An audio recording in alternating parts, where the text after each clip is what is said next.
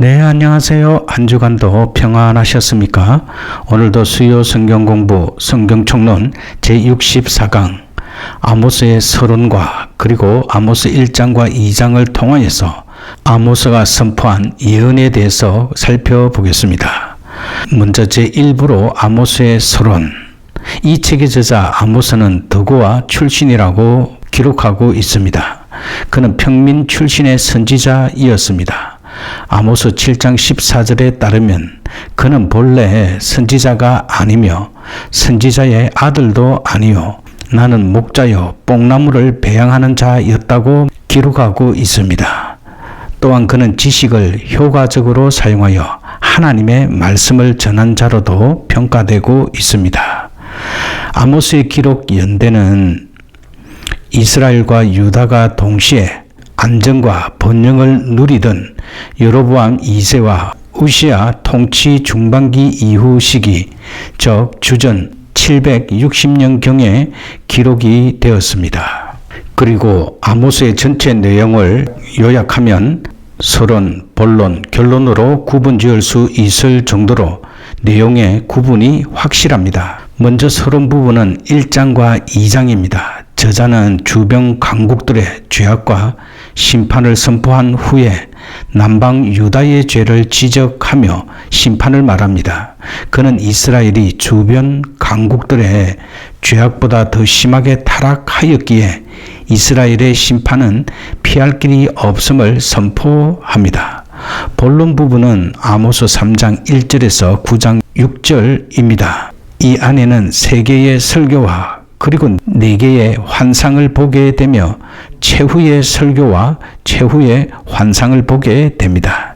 이 마지막 설교와 환상은 이스라엘의 멸망이 확정적임을 알려줍니다. 아모스의 설교와 환상은 이스라엘의 죄악으로 인한 하나님의 심판이 확정적임을 선포하지만 너희는 나를 찾으라 그리하면 살리라 라는 말씀을 아모스 5장 4절 그리고 6절 8절에서 말씀함으로 심판을 면할 수 있는 길을 간곡히 권면하고 있습니다.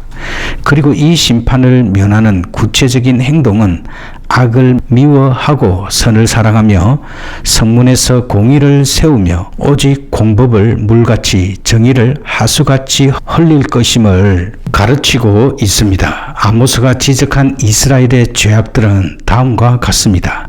안일함, 사치, 빈부의 격차로 인한 가난한 자의 학대와 착취, 도덕적인 부패 등입니다. 그리고 이러한 타락의 근원이 되는 것은 신앙적 부패에 있음을 탄식하였습니다. 결론 부분은 아모스 9장 11절에서 15절입니다. 여기에서는 이스라엘의 소망을 기록하고 있습니다. 이는 호세아의 메시지와 같은 맥을 이루는 것으로 남은 자들이 돌아오며 황무해진 성읍이 재건될 것을 약속하고 있습니다. 이는 그리스도를 통해서 이루어진 것이며 우리에게서 이루어지고 있는 것입니다. 그리고 아모스의 구속사적 의미를 살펴보겠습니다. 우리는 하나님에 대해서 우리의 친구요, 우리의 아버지요, 우리의 창조자요, 우리의 구주 되심만을 강조하는 듯한 느낌을 받습니다. 그러나 아모스에는 하나님께서 포효하는 사자와 같은 이미지를 남게 해 줍니다. 이는 죄를 미워하시는 하나님의 속성에서 나온 것입니다. 그리고 이 하나님의 속성 때문에 인간을 심판하시게 된 것입니다. 이 하나님의 심판의 정당성을 살려주고 있는 책이 아모스입니다. 물론 모든 인간이 심판을 받게 되어 있습니다. 그러나 그 심판의 이유를 모른다면 심판의 의미를 찾을 수 없을 것입니다. 그런 의미에서 아모스는 심판의 이유를 잘 설명해 주고 있습니다. 그리고 이 심판은 하나님께서 행하시는 것으로서 아무도 피할 수 없습니다. 이는 예수 그리스도의 구속하심을 더욱 빛내고 있는 것입니다.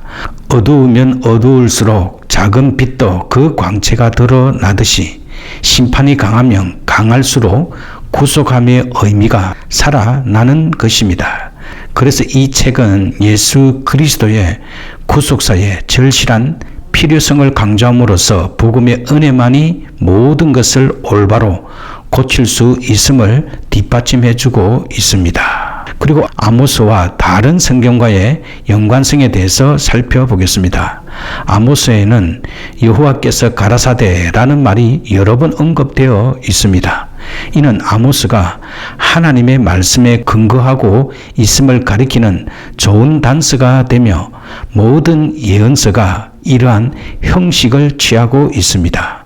그리고 이 예언서의 내용은 내가 생명과 사망과 복과 저주를 내 앞에 두었은적이라는 신명기 30장 19절에 말씀하신 것과 같이 자신의 행할 일에 대해 자신이 책임을 져야 한다는 것에 근거하여 이 책을 기록하고 있습니다.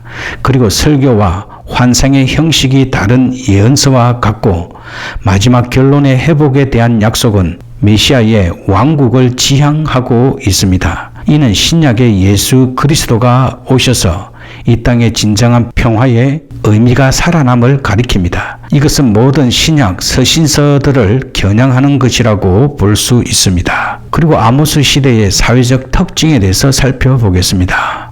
먼저 빈부격차. 아모스가 활동하던 시대에 사회적으로 주목할 만한 특징은 부자들은 풍요하게 생활하고 빈한 자들은 가진 것까지도 착취당하는 모습을 가지고 있었습니다. 당시의 부자들은 매우 부유하여 별장을 몇 개씩이나 가지고 있고 화려하고 값비싼 장식들에 관심을 쏟고 있었고 육체적인 만족을 즐기는 이들도 많이 있었습니다. 이와는 반대로 가난한 자들은 가난으로 인한 시련, 법적인 시련, 상업상의 시련 등을 당하면서 자신들을 방어할 여력도 없이 버려진 상태였습니다. 또한 부자들은 가난한 자들을 무시하고 이들의 필요에 대하여 관심을 가지기보다 어려운 중에 내어버려 두었습니다. 그리고 남자들은 돈벌이를 위하여 살았고 여자들은 쾌락을 위하여 살았으며 통치자들은 잘못된 일에 관심을 쏟고 살았습니다. 그리고 그 당시에 종교적 외식에 대해서 살펴보겠습니다. 북이스라엘의 베델과 다네는 이스라엘 국가의 분열 후 북이스라엘의 첫 왕인 여로보암이 세운 제단에서 이스라엘 민족은 여전히 분향하고 제사를 드렸습니다. 당시의 교회의 모습은 당시의 사회의 모습은 진정한 하나님의 말씀의 의미를 저버리고 진심으로 하나님께 예배드리지 못하였습니다. 외형상으로 종교의 중심지인 베델과 단에는 많은 사람들이 붐볐고 희생 제물들도 이스라엘 절기의 때에 맞추어 드려졌고 종교적인 음악에 대한 찬양도 발전하였습니다. 그러나 이미 하나님의 뜻을 저버린 북이스라엘의 패역한 제사는 하나님이 기뻐하시는 제사에서 멀어졌습니다. 다만 그 백성들의 기분만을 기쁘게 하는 제사일 뿐이었습니다. 그리고 그 당시는 공의 또한 파괴되었습니다. 외식적인 신자의 특징으로 종교적인 타락과 함께 사회의 공의가 무너졌습니다. 공정한 법의 권위와 규칙이 상실되었고 사람들의 관심은 높은 지위와 사람의 평판에만 기울어졌으며 국가의 지도자들은 실제적인 쟁점에는 상관이 없는 문제들로 그들의 정력을 소비하고 있었고 도덕적으로는 참된 도덕성이 상실되고 성적인 탐닉에 열중하였으며 상술에도 강교한 방법을 사용하여 자신의 이익을 도모하였습니다. 즉 여로보암 2세의 시대의 모습은 겉으로는 번영과 안정이 있었으나 그 속에 실제적인 국민들의 모습은 불의, 불법, 폭력, 엄난에 가득 찬 패역한 모습이었습니다. 아모스 시대의 사회상을 현대 교회에 적용하면 다음과 같습니다. 당시에 북이스라엘은 자신들은 하나님의 구별된 백성이라고 생각하는데 익숙하여 있었습니다. 하나님이 애굽에서 이끌어내었고 가나안 땅에 들어오게 하여 여호와의 유일 신앙을 지켜왔기 때문입니다. 아모스 선지자가 말하고자 하는 비판은 이러한 관점에 있는 교회들에게 말하는 것입니다. 여기에는 종교적인 특권 의식입니다. 선지자 아모스는 이스라엘 민족이 가지고 있는 종교적인 특권 의식의 위험성을 지적하였습니다. 교회는 하나님이 분명히 구별하여 부르신 자들의 모임입니다. 그래서 하나님과 교제하고 예배하는 특권을 가지고 있는 것이 사실입니다. 반면에 이러한 특권을 가지고 있다고 하여 하나님의 공의에 대한 준엄한 심판에서 벗어나는 것은 아닙니다. 그리고 이러한 특권이 구원에 이르는 방편 역시 아닙니다. 도리어 이러한 특권으로 교회는 개인적, 사회적, 국가적으로 하나님의 공의에 대한 선포자의 역할을 감당하여야 하고 예수 그리스도를 진정으로 영접하고 섬기는 개인적인 구원을 이루어 가야 할 것입니다. 이것은 또한 외식적인 종교의식을 지적한 것입니다. 선지자 아모스는 또한 예배에 참석하여 형식적인 신앙 고백과 신앙 행위가 무가치하다는 것을 지적하고 있습니다. 이러한 것은 무가치할 뿐만 아니라 하나님을 거역하는 것으로 위험하다는 것입니다. 교회의 외양과 인원은 많아졌으나 참다운 신령과 진정한 예배가 사라졌다면 그것은 하나님 앞에서 가정한 것입니다. 따라서 교회는 하나님 앞에서 신령한 모습으로 거듭난 예배를 드려야 할 것입니다. 이제 입으로 아모스 1장과 2장을 통하여서 아모스의 예언에 대해서 살펴보겠습니다. 이 세상에는 소리가 있습니다. 그러나 그 소리 속에는 서로 상대방의 생각을 이해할 수 있도록 하는 말이 있습니다. 말은 단순한 소리와 다릅니다. 왜냐하면 단순한 소리들은 내용을 담지 않고 낼 수 있기 때문입니다. 하나님께서는 말이라는 음성을 통하여 우리에게 필요한 메시지를 전해 주십니다. 아모스 1장 1절에서 2절 말씀을 통하여서 여호와의 음성에 대해서 살펴보겠습니다. 인간의 죄로 인하여 하나님과 인간은 같이 설 수 없는 관계가 되었습니다. 그러나 하나님은 인간을 떠나시지 않고 계속해서 인간의 구원을 위해 일해 오셨습니다. 하나님께서 하시는 일들 가운데는 그의 음성, 즉 소리를 인간에게 들려주는 일이 있습니다. 즉 그의 뜻을 전달하시는 것입니다. 모세 시대에는 하나님의 음성을 들은 자는 죽은 것으로 생각하기도 했습니다. 따라서 이것은 바로 인간이 이해할 수 있는 위치까지 낮추심을 말하는 것입니다. 먼저 하나님의 말씀은 선지자의 입을 빌렸습니다. 따라서 선지자가 선포한 말은 하나님의 뜻을 전달하고 있는 것입니다. 이는 하나님께서 선지자의 이해 수준까지 낮아지셨음을 의미합니다.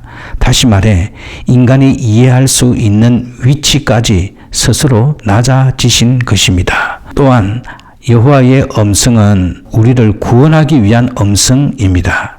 하나님이 주신 말씀의 내용은 인간의 구원의 길을 담고 있습니다. 항상 하나님은 그의 사역자, 즉 선지자들을 통하여 필요한 메시지를 전해 주십니다. 그러므로 이 음성이 이제 우리에게는 두려운 존재가 아니라 구원을 선포하는 합창임을 알아야 합니다. 마찬가지로 하나님의 말씀인 성경을 마음으로 읽지 못한다면 아무런 역사도 우리에게는 일어나지 않을 것이며 구원의 빛도 보지 못할 것입니다. 그러므로 문서화된 성경을 통하여 여호와의 음성을 바로 이해하는 자에게는 구원의 광명이 임할 것입니다. 그리고 아모스 1장 3절에서 2장 3절 말씀을 통하여서 열국의 심판에 대한 말씀들을 살펴보겠습니다. 먼저 에돔의 심판. 에돔은 유다의 동남쪽 사해와 홍해 사이에 있는 광야지대에 있습니다. 에돔 족속은 에서의 후손들로 항상 이스라엘과 형제 관계를 가져야 했던 족속입니다. 그런데 하나님께서는 에돔을 심판대 위에 올리셨습니다. 이 에돔이 심판을 받게 되는 이유와 이스라엘의 역사 속에서 에돔은 어떤 영향력을 끼쳤는지 살펴보겠습니다. 에돔은 항상 이스라엘과 적대감을 가졌습니다. 출애굽 당시에 이스라엘이 그곳을 지나려 하자 에돔은 칼로서 그 길을 막았습니다. 그래서 이스라엘은 에돔 땅을 피하여 돌아야 했던 것입니다. 이 일을 근거로 해서 더욱 이스라엘은 에돔을 싫어했으나 하나님께서는 내 형제니 미워하지 말라고 말씀하셨습니다. 이는 하나님의 깊은 사랑에 근거한 말씀입니다. 그러나 이스라엘의 역사를 통해서 볼 때 에돔과 이스라엘은 전쟁의 상태로만 나타났었습니다. 그리고 바벨론이 이스라엘을 칠 때에도 에돔은 그 앞잡이의 역할을 했습니다.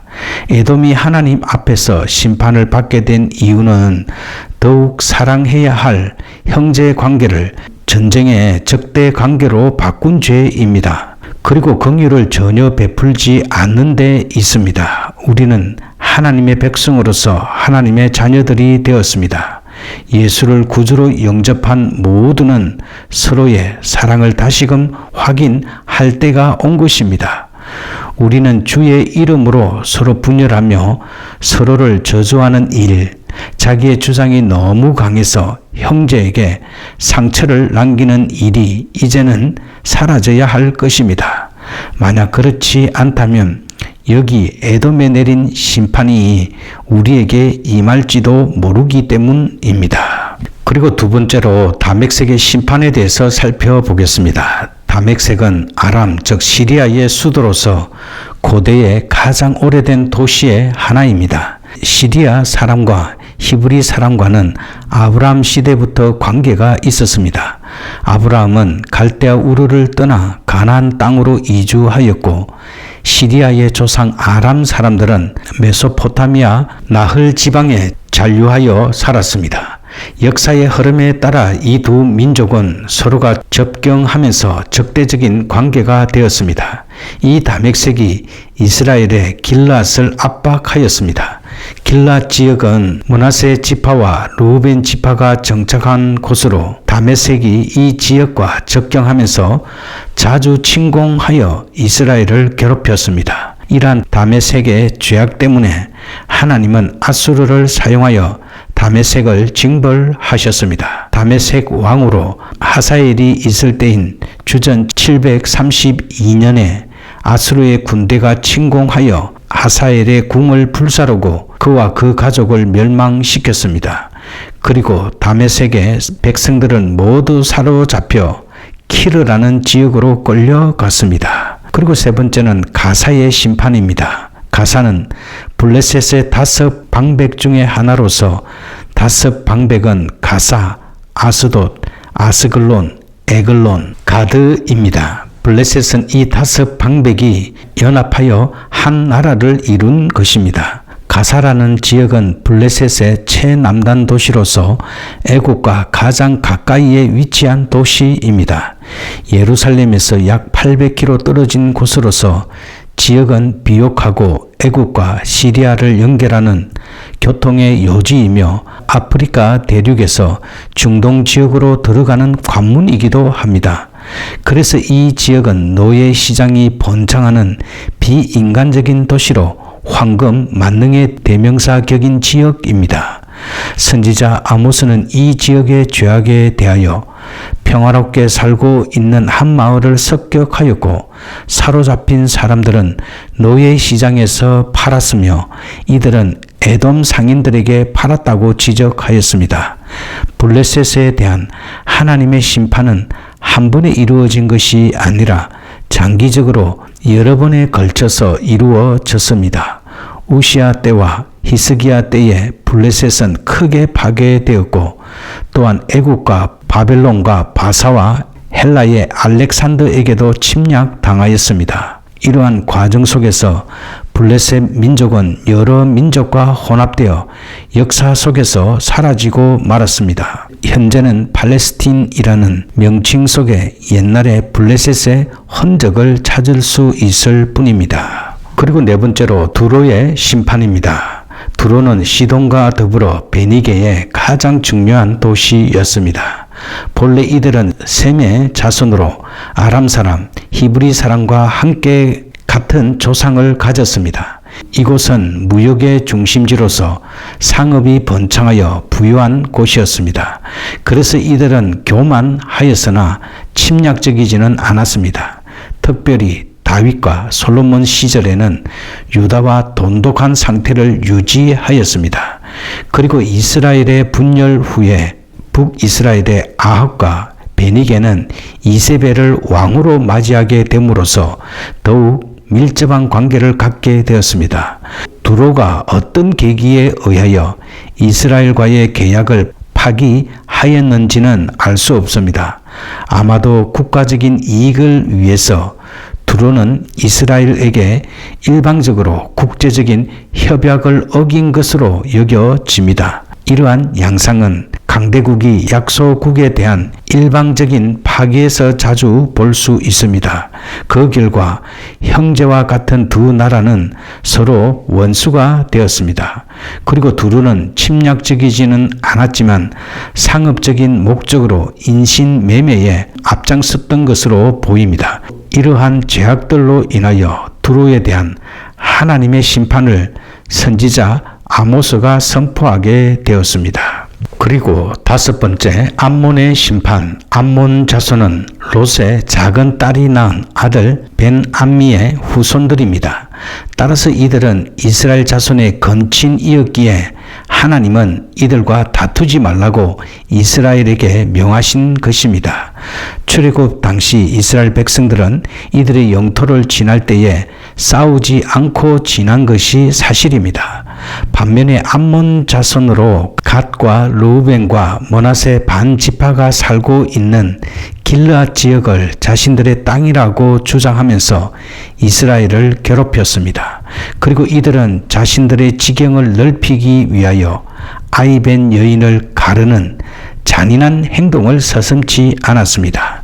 하나님은 이들에 대한 심판으로 암몬의 수도인 랍바를 불사르겠다고 하셨습니다. 이 예언은 바벨론 왕인 느부갓네살이 랍바를 침략하여 폐허가 되게 함으로써 성취되었습니다. 그리고 프톨레미 2세 때에 재건되었으나 다시 안티오쿠스 2세 때에 공격을 받아 완전히 폐허가 되었습니다. 현재는 고고학적 흔적만이 남아 메카로 가는 회교도 순례자들이 잠깐 머무는 정류소가 되었습니다. 그리고 아모스 2장 4절에서 2장 16절 말씀에는 유다의 심판에 대해서 말씀하고 있습니다. 성경은 하나님께서 심판하심에 대하여 그 이유를 밝히고 있습니다. 그렇다면 열국의 심판의 근거와 유다의 심판의 근거는 어떤 차이점이 있는지 살펴보겠습니다. 하나님을 향한 이스라엘, 즉 유다. 하나님께서 열국과 유다를 대하는 자세가 다르다는 것을 알 수 있습니다. 하나님은 이스라엘, 즉 유다를 향하여 특별한 사랑을 베풀어 주셨습니다. 그러나 열국에 대한 사랑은 이스라엘보다 자세하게 나타나지 않음을 알아야 합니다. 물론 여기서 선민 사상이 나타난 것은 사실입니다. 이런 것을 볼 때 열국의 죄는 인간과의 관계성, 특히 이스라엘과의 관계에 중점을 두었고 이스라엘의 죄는 하나님과의 관계성에 중점을 두었다는 것을 알 수 있습니다. 이스라엘의 죄는 하나님과의 관계성에 중점을 두었다는 것을 알 수 있습니다. 우리는 여기서 하나님의 특별한 사랑에 관하여 생각하지 않을 수 없습니다. 따라서 우리는 하나님과의 관계성이 회복이 되어야 합니다. 먼저 우리는 하나님과의 관계성을 잘 정립해야 합니다. 사회가 혼탁해져 가는 시대에 먼저 나 자신을 던지기 전에 하나님과의 관계성을 회복시켜야 할 것입니다. 그 이유는 우리는 하나님 백성의 자리에 서 있기 때문입니다. 이런 의미에서 사회 구원을 우선적으로 외치는 신학은 그 기초를 잘못 정한 것입니다. 우리는 하나님과의 관계성을 회복한 연후에 사회의 부조리를 고쳐나가야 합니다. 하나님과의 관계성을 바로 세운 자가 하나님의 뜻을 이 땅에 펼치게 될 것입니다. 하나님께서는 우리에게 그 음성을 들려주시기 위해 자신을 낮추셨습니다. 이는 우리의 구원을 위한 구속사의 한 방편이었습니다. 그리고 그 음성을 통하여 하나님께서는 심판을 하셨는데 그 내용은 형제간의 사랑이 온전치 못함에 대한 지적과 하나님과 인간의 관계 회복이었습니다.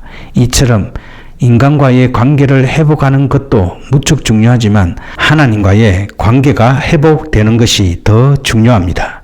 하나님과의 관계를 회복하면 이웃과의 회복은 하나님의 도움으로 이루어질 것입니다. 위로 하나님을 사랑하고 아래로 인간을 사랑할 줄 아는 기독교인이 되어야 할 것입니다. 오늘은 아모스 서론과 아모스 1장에서 3장 말씀을 공부하였습니다.